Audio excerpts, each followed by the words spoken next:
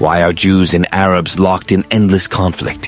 Why do even Muslim nations wage war against each other?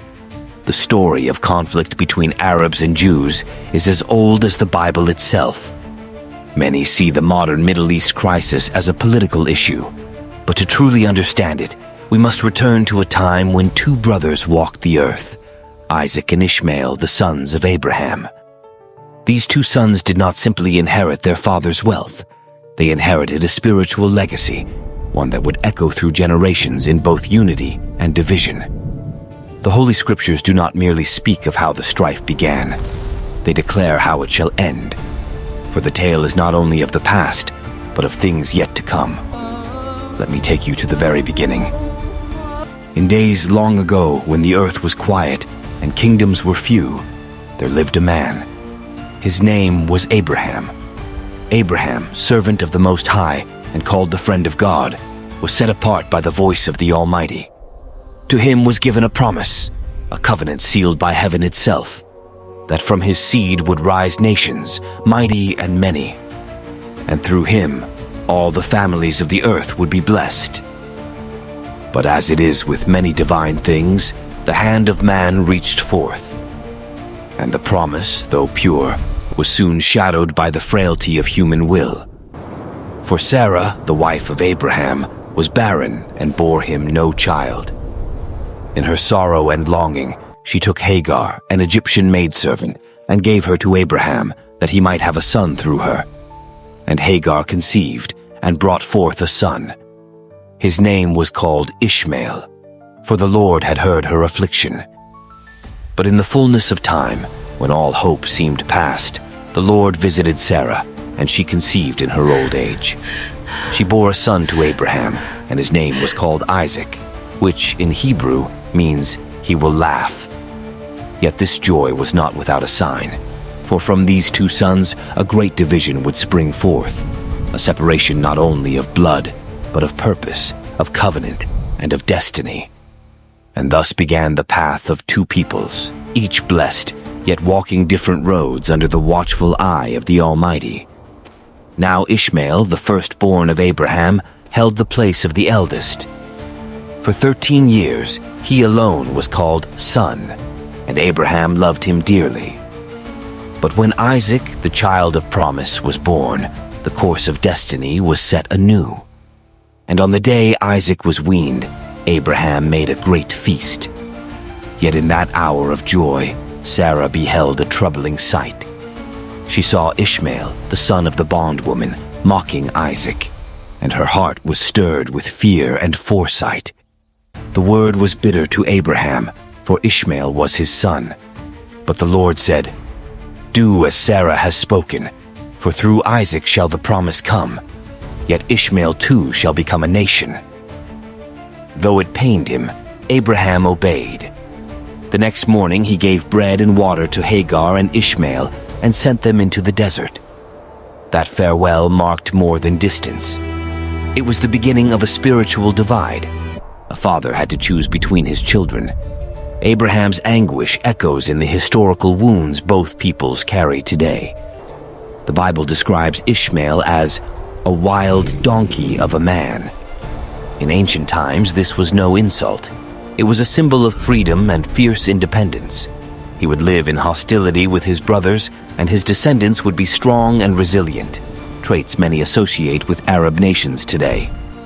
Yet, with that resilience often came internal division and external conflict.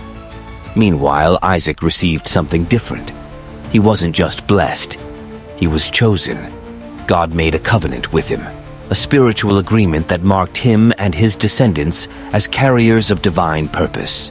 This covenant, not earned by merit, but given by divine choice, became the cornerstone of Jewish identity.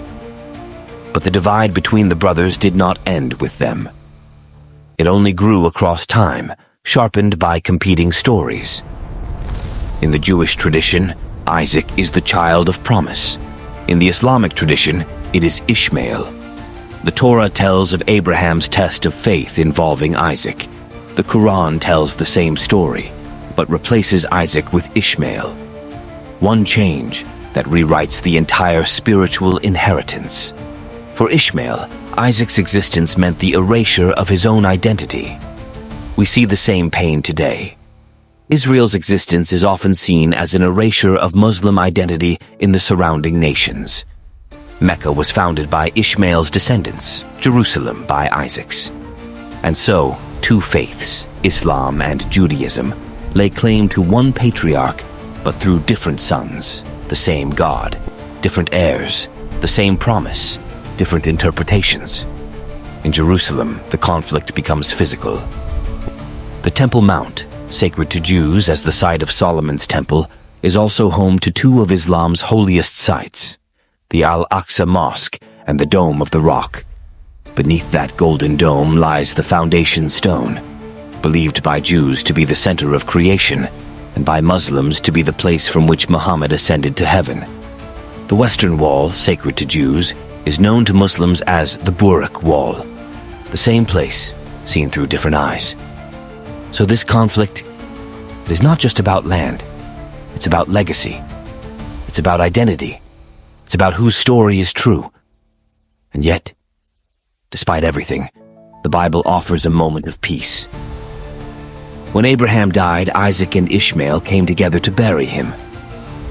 In that moment, there was no rivalry, only grief and shared love for their father. Jewish sages say this act of unity hints at a future reconciliation.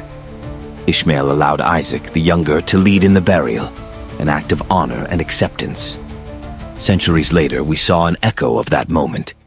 The Abraham Accords, treaties between Israel and several Arab nations, represented a modern attempt at peace, grounded not just in new ideas, but in old truths, truths buried beneath generations of hatred, now being uncovered, one handshake at a time. Pause and consider this. An ancient prophecy that speaks word for word to the headlines of today. It may sound harsh, but let us not forget, Ishmael was blessed by God. The wild donkey, once a sign of untamed freedom, still runs in the soul of his descendants. But freedom without peace can become a prison of conflict. This was a people born to endure, to thrive in hardship, to remain fiercely independent. But with that strength came a price, a life marked by struggle and sorrow, both within and without. The footsteps of those brothers did not end at Abraham's grave. They stretched across deserts, through empires, into our own time. Modern wars in Syria, in Yemen, are not just political crises. They are echoes of ancient brotherhood, turned bitter. Like two sons fighting over their father's blessing, Isaac and Ishmael's descendants have wrestled not only over land, but over love, legacy, and the right to belong. But perhaps the day will come when the footsteps of Isaac and Ishmael will no longer lead apart, but toward the same tent once more.